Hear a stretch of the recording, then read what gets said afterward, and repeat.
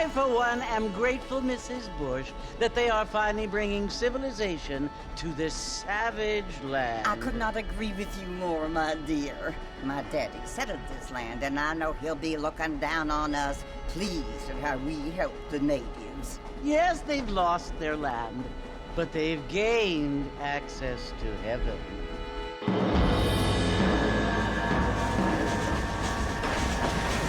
But Father, do you mean unless an innocent receives communion, they're destined to go to hell? That hardly seems fair. What I mean to say, Jenny, is that there is a great deal of difference between an innocent and a savage. I never thought of it that way. Yes, they lived like animals, but they're happier now.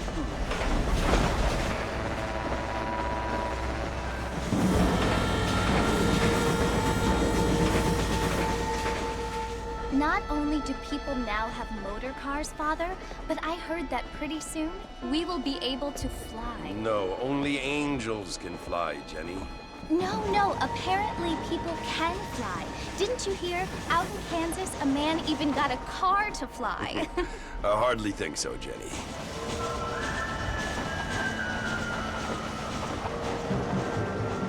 Apparently, Mr. Johns wants to run for governor, which is why he's so concerned with cleaning up the state. Nate Johns. Yes. His family is nothing but hillbilly trash that came here after the war. I don't want to be judgmental, but this state should not be ruled by such a disgusting family. A family without class. Apparently, the Johns family have made a lot of money, and he has a lot of friends in politics. Mrs. Bush, money isn't everything. There are many things that money cannot buy. It seems that money can buy voters, though.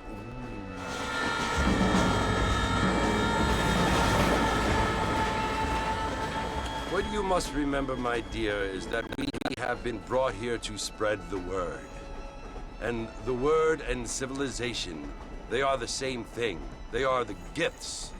It is the opportunity we have, the chance to live among people who are decent and who do not kill each other, and who let you worship in peace. It's so confusing, Father. Sometimes I find it impossible to make the distinction between a loving act and a hateful one. I mean, they often seem to be the same thing. Yes, Jenny, it is confusing. But you only have to ask me if you need help. Indeed. Well, here we are, Mrs. Bush. Armadillo.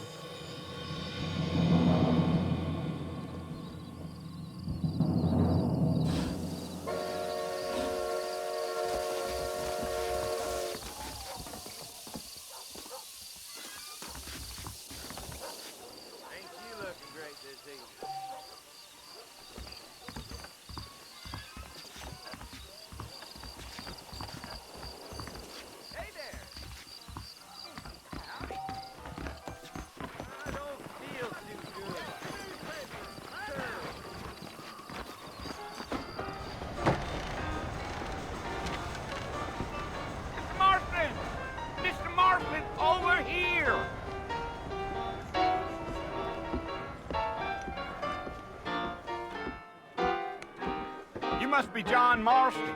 Sometimes. I'm Jake. Your friends from Blackwater hired me to guide you. They ain't my friends, but pleased to meet you, Jake. I got the horses saddled up and ready out front.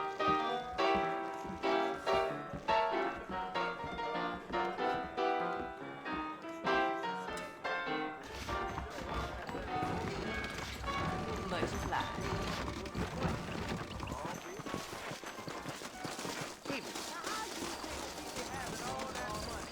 Well, here, let's mount up and hit the trail.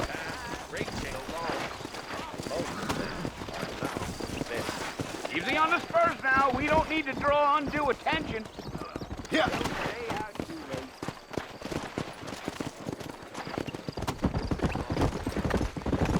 Whoa now.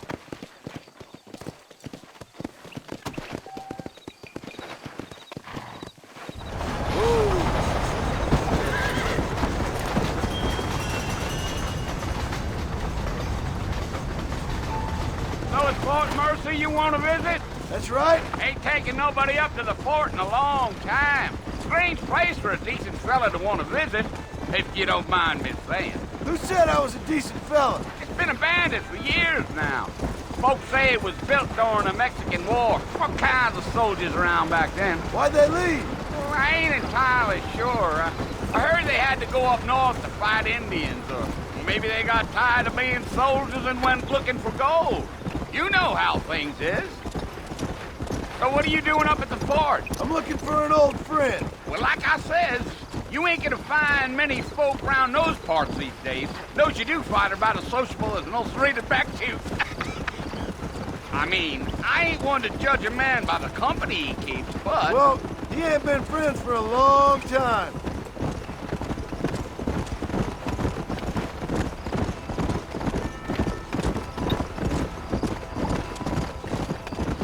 Are you planning on spending any time in Armadillo, Mr. Marston? I doubt it.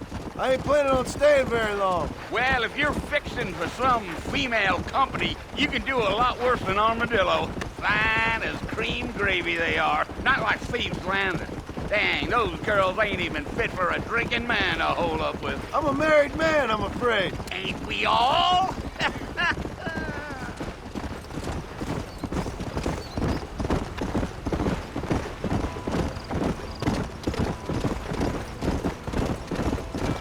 Yeah, so it was the marshal who hired me.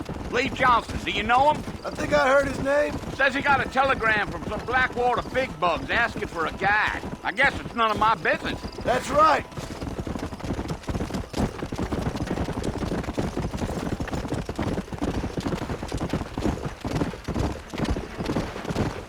You ain't very talkative, are you? Nope. I'm just chewing the dog, mister. It's how I am. I don't mean nothing by it. Trust me. There's things you better off not knowing.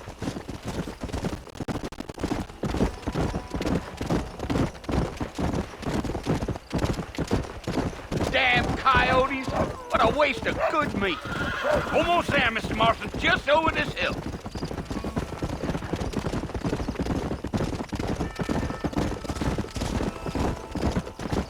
Gee,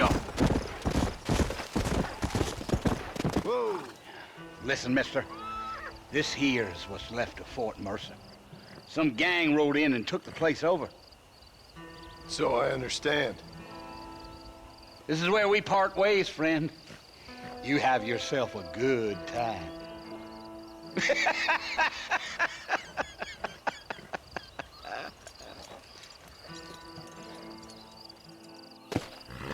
Let's go.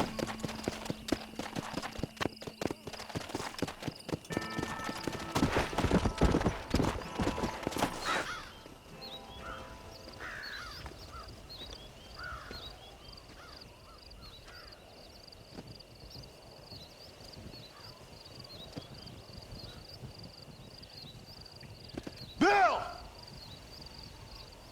Bill, I've come for you! Bill Williamson! Come out here right now! Go away now, John. Don't make me kill you. Nobody needs to kill anyone, Bill. You must think I was born yesterday.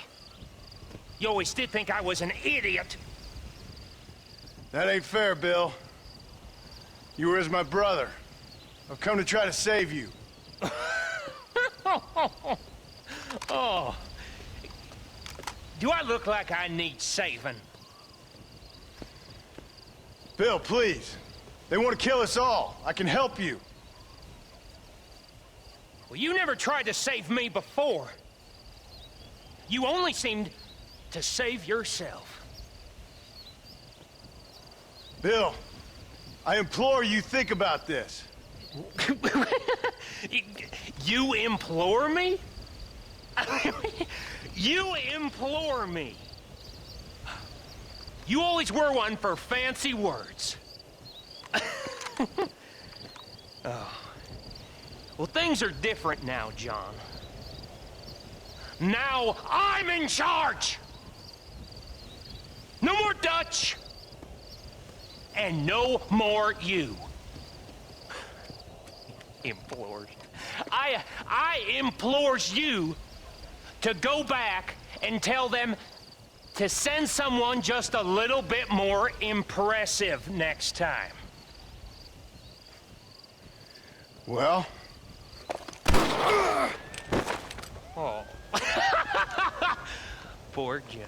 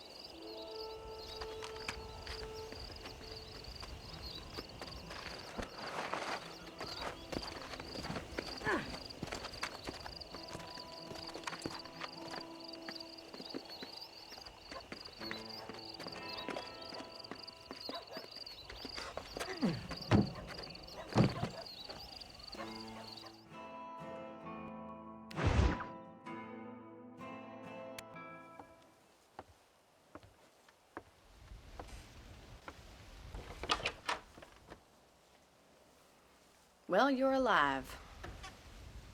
So it would seem. So, how do you feel? I don't know the polite word for it. I do. Stupid is the word we use around here. What were you doing? I was doing something stupid. Well, you'll be okay. Once you didn't die, the doctor said you'd be fine. He got the bullets out a couple days ago. Good. It cost us $15. I'm sorry, madam. Should have left me there to die. Did you want to die? I mean, was that it? Was that why you went straight out to Fort Mercer and picked a fight with the worst bandit in the county? To die, Mr. Mr. Marston. John Marston. Bonnie McFarland. Miss Bonnie McFarland. Well, you may be right, Miss McFarland. I don't know. So what were you doing? Was trying to give Mr. Williamson a chance. For old time's sake. You know Bill Williamson? Knew him. Long time ago. Well, what was he like? Dumb. Just like you. Thank you, miss. See my hat? I have. And, what will you do now? Now I'm gonna take my time and go after him the less kind way. Well, that sounds very fun, Mr. Marston. Quite heroic, just like in those penny dreadfuls my brother used to read. Meanwhile, if you'll excuse me, I've got a ranch to run. Of course, if you're feeling better, why not take a ride with me later? Help me patrol the perimeter. You can earn back some of that money we wasted on doctor's bills. Of course. And thank you for saving my life, I mean. Next time, Mr. Marston, I strongly recommend you don't try to lose it quite so earnestly. I'll bear that in mind.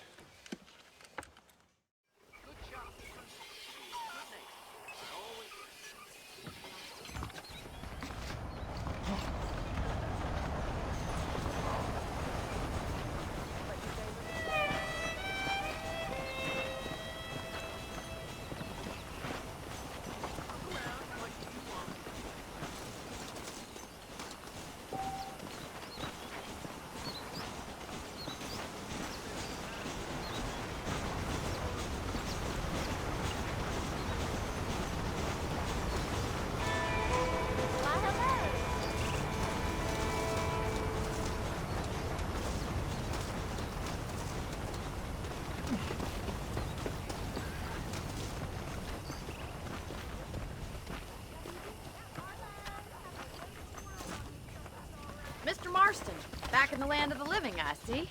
Figured it's about time I started paying back that $15. I sure can use an extra pair of hands around here. Let's see if we can get you back in the saddle.